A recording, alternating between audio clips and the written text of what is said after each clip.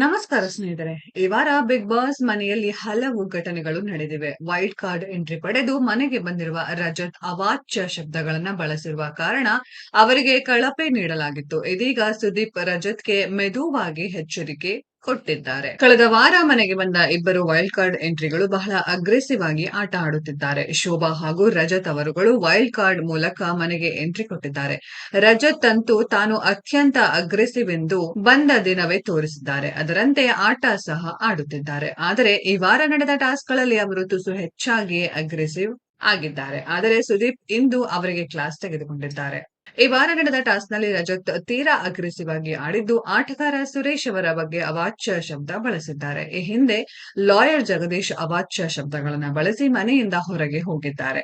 ಆದರೆ ಈಗ ಮತ್ತೆ ಮನೆಯಲ್ಲಿ ಅವಾಚ್ಯ ಶಬ್ದಗಳು ಕೇಳಿ ಬಂದಿವೆ. ಇದೇ ಕಾರಣಕ್ಕೆ ರಜತ್ಗೆ ಕಳಪೆ ನೀಡಿ ಜೈಲಿಗೆ ಸಹ ಅಟ್ಟಲಾಗಿತ್ತು. ಶನಿವಾರದ ಎಪಿಸೋಡ್ನಲ್ಲಿ ವಾರದ ಪಂಚಾಯಿತಿ ನಡೆಸಿಕೊಟ್ಟ ಸುದೀಪ್ ಸುರೇಶ್ ವಿರುದ್ಧ ಅವಾಚ್ಯ ಶಬ್ದ ಬಳಸಿದ ರಜತ್ಗೆ ಸಣ್ಣದಾಗಿ ಕ್ಲಾಸ್ ತೆಗೆದುಕೊಂಡರು.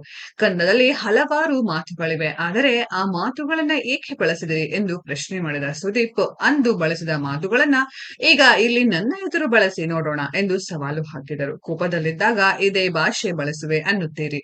ಈ ಮನೆಯಲ್ಲಿ ಕೋಪ ಬರುವ ಸನ್ನಿವೇಶ ಸಾಕಷ್ಟು ಬರುತ್ತವೆ, ಹಾಗೆಲ್ಲ ಹೀಗೆಯೇ ಮಾತನಾಡುತ್ತೀರಾ ಎಂದರು.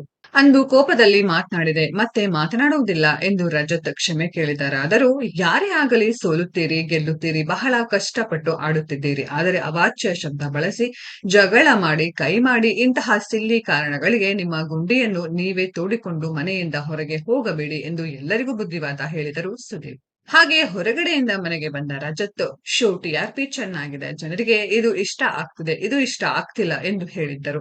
ಇದರ ಬಗ್ಗೆ ಅಸಮಾಧಾನಗೊಂಡು ಮಾತನಾಡಿದ ಸುದೀಪ್, ಹೊರಗಡೆ ಎದ್ದು ಒಳಗೆ ಹೇಳಲಿ ಎಂದು ಕಳಿಸಿಕೊಟ್ಟಿದ್ದ ಎಂದು ಕೇಳಿದರು. ಅದಕ್ಕೆ ರಜತ್ ಮತ್ತೊಮ್ಮೆ ರಿಪೀಟ್ ಮಾಡಲ್ಲ ಎಂದರು. ಅದಕ್ಕೆ ಸುದೀಪ್, ಮತ್ತೆ ಹಾಗೆ ಮಾಡಿದರೆ ಬಾಗಿಲು ತೆಗೆದು ಹೊರಗೆ ಕಳುಹಿಸುತ್ತೇನೆ, ಬಾಗಿಲಿನ ಒಂದು ಕೀ ನನ್ನ ಹತ್ತಿರ ಇದೆ ಎಂದು ಎಚ್ಚರಿಕೆ ಕೊಟ್ಟರು. ಸ್ನೇಹಿತರೆ, ವೈಲ್ಡ್ ಕಾರ್ಡ್ ಎಂಟ್ರಿ ಆಗಿರುವಂತಹ ರಜತ್ ಅವರ ವರ್ತನೆ ಹೇಗಿದೆ, ಅವರ ಆಟ ಹೇಗಿದೆ, ನಿಮ್ಗೆಲ್ಲ ಹೆಂಗ್ ಅನಿಸ್ತು ಅನ್ನೋದನ್ನ ಕಾಮೆಂಟ್ ಬಾಕ್ಸ್ ಅಲ್ಲಿ ಕಾಮೆಂಟ್ ಮಾಡಿ. ಈ ವಿಡಿಯೋ ಇಷ್ಟ ಆಗಿದ್ರೆ ಲೈಕ್ ಮಾಡಿ, ಶೇರ್ ಮಾಡಿ, ಚಾನೆಲ್ ನ ಸಬ್ಸ್ಕ್ರೈಬ್ ಮಾಡಿ, ಪಕ್ಕದಲ್ಲಿ ಇರೋ ಬೆಲ್ ಐಕಾನ್ ನ ಹಿಟ್ ಮಾಡಿ. ಮುಂದಿನ ವಿಡಿಯೋದಲ್ಲಿ ಭೇಟಿಯಾಗೋಣ. ಧನ್ಯವಾದಗಳು.